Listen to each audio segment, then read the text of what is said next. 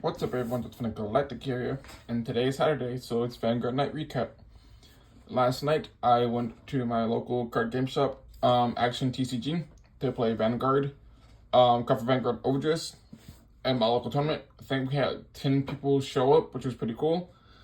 I did play Hero, since I was able to get a few cards for Hero, which is super cool. Even though the original plan was to play Sorairon. But before we get into that, and let you know how the thing went, I first want to give a shout out to Epic Elite for trading me this Excel Synchron. Assault Synchron. I'm super happy about this card. I was able to get another copy of it. I officially have two now, which is super cool. Now I just need a Revolution Synchron, and I'm not sure what I'm gonna do with it yet. Since I haven't really made a deck for it yet, but I'm going to figure out somewhere to put this, and hopefully get a deck profile for y'all soon. I am working on a new deck profile for you guys as well, so hopefully that'll be up sometime soon. If I can get the cards for rescue, all the Diablo stuff that I need for Rescue Ace, I will be doing my Rescue Ace deck profile sometime soon, hopefully. But yeah, I just want to give a shout out to him for trading me this card. It was super awesome from him, since I already need this card. But yeah, I did play Hero last night, and it went pretty well. But first, before we went to the Hero conversation, I do want to talk about Sorairon. Since I did play Sorairon last night, before the tournament started, and I was on an absolute tear with this deck. Like, it was so much fun playing this. I played against Orpheus Mask. I played against, what was it? I don't know the decks I played against. But I played against quite a few decks, for like a few other, like, rat lines with this deck. And, like, the new cards really help a lot, especially, like, the Grade 2.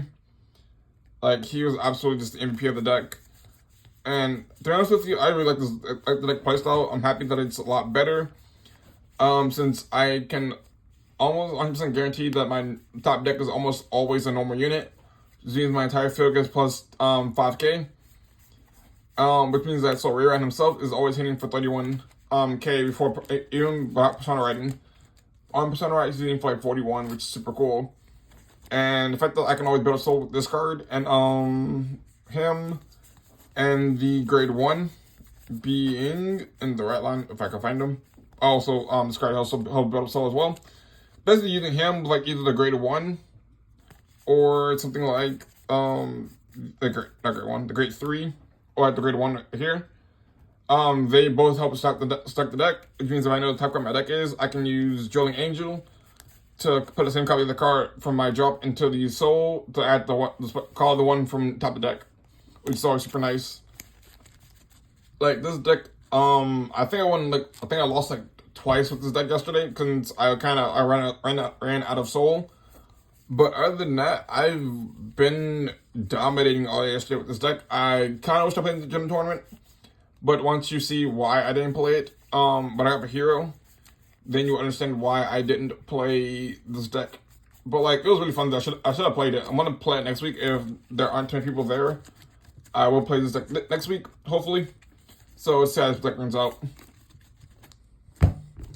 But for Hero, obviously the right line is still pretty much the same. But we did get a new card for the Hero. I picked up a second copy of, if I can find him. Where is he? What the heck is it? Here. Yeah, I picked the second copy of it. Super awesome. So now we have two of it. Now I just need two more. I played with only one of them in the deck, and I had the other one being Habitable Zone. And I played it that way. And I was able to pretty much use his skill to on my Grade 2 turn to have two bases live Grade 2, having like 4 cards discarded in my base. That way by Grade 3 I had my all 3 bases set up. I was able to every single turn attack with a 15k with a crit every time with Vanguard swing. So Vanguard was always swinging for like at least 28k without Persona Writing with a critical, which is always super nice. But then after round, I lost my first round matchup. But I was able to get a second one from one of the guys who worked there, since he forgot I needed it, and so he sold it to me for like $10. I had to give him the money next week But now I have two of them, so I need two more now, and I'll be set with all the heroes. But yeah, this card here is basically like the MVP of the deck, since I am always able to get 3 bases by my first grade 3 turn. To always push my opponent with a really big number, especially with the criticals. So it's always super nice to have them. And I realized that I run out of heroes pretty quickly, since I can get bases pretty consistently now. And since he also calls places a base from hand or drop zone, is always super helpful. Since I can discard enough for the right line. Or if I want, I don't have to. If I don't have a base, I can still add my Persona Rise back to hand by discarding the grade 3s from drop using both Sallows. I can discard the grade 3 from drop, call him to Rearguard Circle, call him, let him die, then let him die after he battles, add back the grade 3 for next turn Persona Ride. It's always a guaranteed Persona Ride every single turn. It's super nice. Honestly, he's like the MVP of the deck now. Like, he fixed so many problems that I was having with the deck. And I'm always like, I never really have soul problem with this deck, so it's like soul isn't really an issue for me, since I have like this card that soul charges when he's scouted, and since I can scout him pretty consistently, it's not really that big a deal not having soul, especially with constant persona writing. But yeah, that's super cool. As for matchups, my first round matchup was against Bob Sagar. I lost that matchup just due to me not drawing a hero my last turn. If I had drawn one more hero my last turn, I would have won, since I had to call it trigger unit, and it didn't hit for as big as I thought it was, and it would use the shield to block one of my rearguard swings, which kind of sucked. Other than that, he came back and hit me with a really big number, and he told me that that he didn't really have rearguards, so if I had survived this turn, he was pretty much going to be like just dead in the water, since he couldn't find any rear guards and wasn't really hitting triggers like he wanted to. But I mainly lost because he hit a critical trigger early, which put me at 4 damage on my grade 2 turn, which kind of sucks. So I was playing from the back foot most of the game, sitting at 4 damage. So that kind of sucked, but it's whatever. This deck does need Counter Blast a lot, so it kind of helped me a little bit. But if I had saw at least one more hero or another base, I would have been able to push for game and just outright killed him that turn. But it's fine. Round 2, that was when I got the second hero put into the deck, since I had one of them for round 1. Round 2, I put a second one in over Habito Zone, which is super nice. And that game was against Chaos or Kick. I think his name is Chaos or something like that. But the guy, somebody that soul charges a lot. And I was able to beat that deck due to me constantly persona writing with discarding the grade 3s, adding the hand off this card, and just consistently attacking with a critical every single turn with 3 bases up. And I was able to get all of my bases, like all 3 bases, onto field, and had almost all my heroes either in the drop zone or in the on field or in the base. So I think I had, like, in the game I had like 3 heroes left in deck, being 3 of the grade 1s, which is super awesome. And then my last turn, I attacked with Night Dinos with a critical. I think I attacked for like 20. Attacked for 38 and a critical, and he perfect guarded it. So I ended up getting 2 critical triggers, and it ended up giving the critical triggers to both of my rearguards that are attacking second and third. Since I didn't have another hero in the back row, since I didn't think I needed another hero, so I kind of just attacked with both Sallows, and just kind of went with the 3 heroes that I had. And it was enough to push for the first game. With both of my rearguards attacking for, I think they were both attacking for like 30 to 40. I think it was like 40 or 50 with a critical. Since I had 2 copies of both Sallows, and I believe they're both pumped up to like 50 with a critical, or something like that. They pumped up to some ridiculous number with an extra critical, and my opponent couldn't handle it since he was only at 5 damage. So he basically had like 3 cards left in hand and couldn't afford to really take both of them, so he lost. So that, which was super awesome. Round 3 was against Orphist. That was kind of like the matchup I was really worried about, since I knew last time I played this deck, I got hit with 50 Ks Not some play, but last time I played against Orphis, I got hit with 50k what is it, Shadow Army tokens, like 4 different times, and that hurt. So I was kind of worried about going into this game against that, but I was feeling really confident though in the deck now that I had 2 of the new guy, and the fact that I was able to get bases out consistently. I realized that I didn't really have a problem with getting 3 bases, so I was pretty happy about that. I did win. Basically, he drew all of his heal triggers, so from the very beginning of the game. So he was basically had no heals in the deck, and then on top of that, the Mask of Hydrogram and Orphis Mask were clogging his hand the entire game. So he didn't really have any rear guards, and all of his numbers weren't hitting for too big, so I was able to take, I was able to block Orphis attacks pretty easily, since I had like 2 perfect guards in hand like every single turn almost, like 2 perfect guards in all of his turns.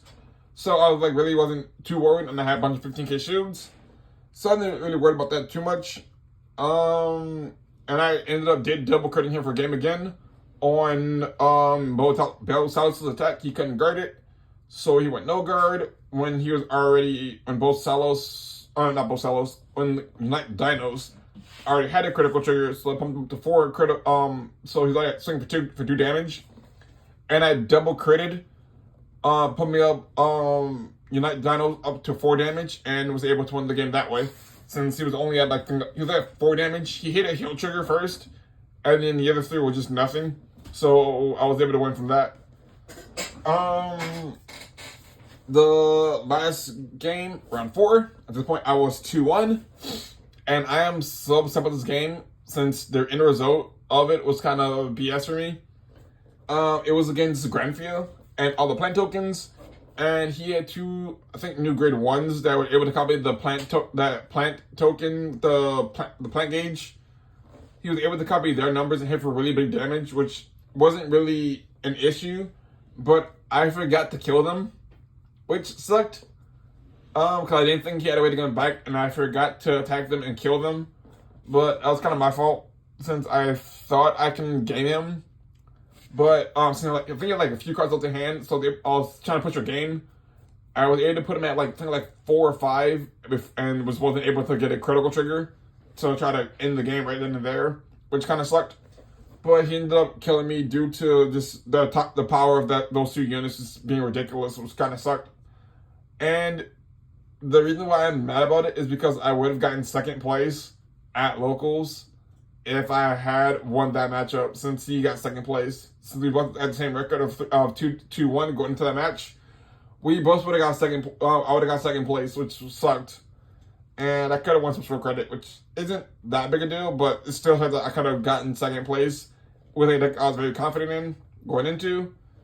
But you know, some of the things happen, and you just don't really make mistakes sometimes. So it's like whatever.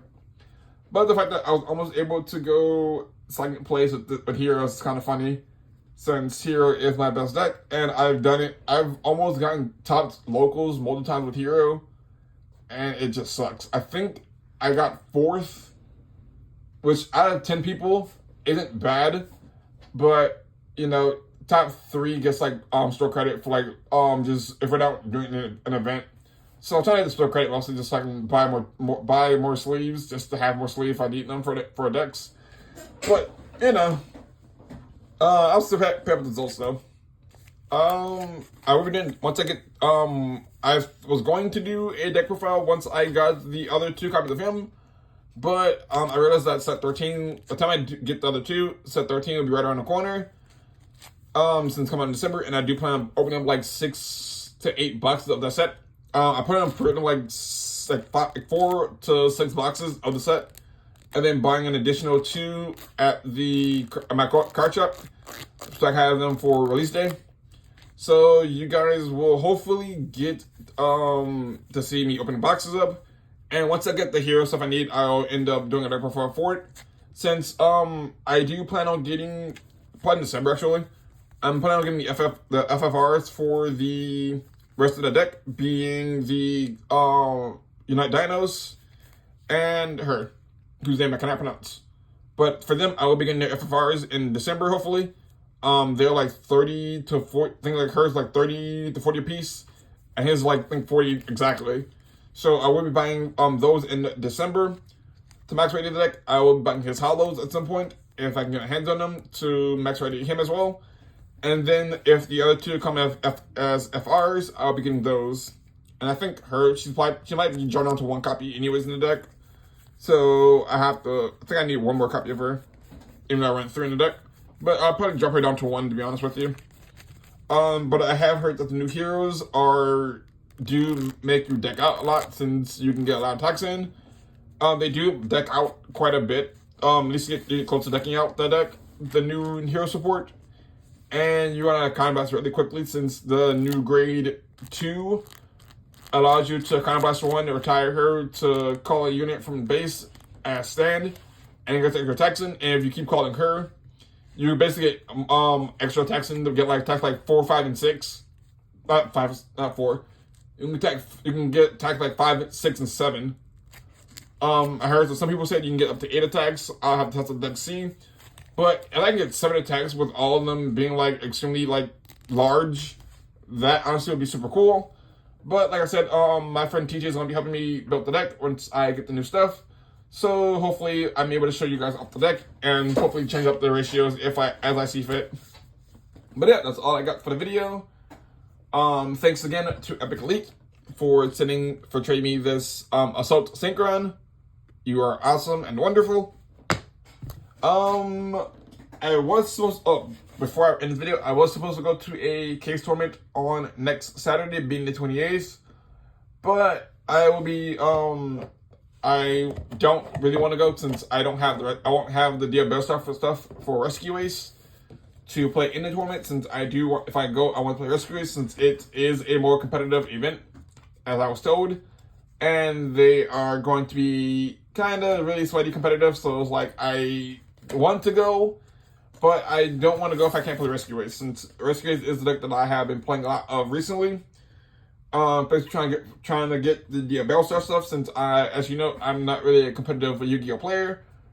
But I do like the Bellstar Rescue Ace, since I only have 1 Hydrant, and that's the way it plays out. So I'm going to be playing Bellstar Rescue Ace once I'm able to get my hands on a copy of Bellstar and the Sinful Spoil cards, which I think the one I need to actually search out the Hydrant is like $5 now.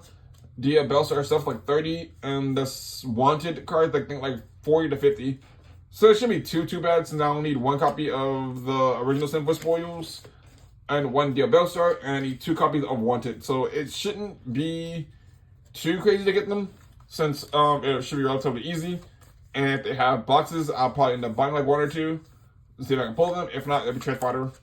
But it should be fine though, getting them, so I can play Rescue Ace again, since I actually love playing Rescue Ace. But yeah, that's all I got for the video. I'm not sure when the deck profile is going to be, but I will be doing a giveaway in that video. So just be on the lookout for it. But that's all I got. So until next time, don't forget to like, comment, and subscribe. Comment down below if you play Vanguard. No, comment down below what card game you play. From Vanguard, One Piece, Yu-Gi-Oh, Weiss Swords, or Magic the Gathering, or Yu-Gi-Oh, or Pokemon, or whatever other card game exists out there in the world. Let me know what card game you play. But until next time, this is Jaxx Finn, signing off.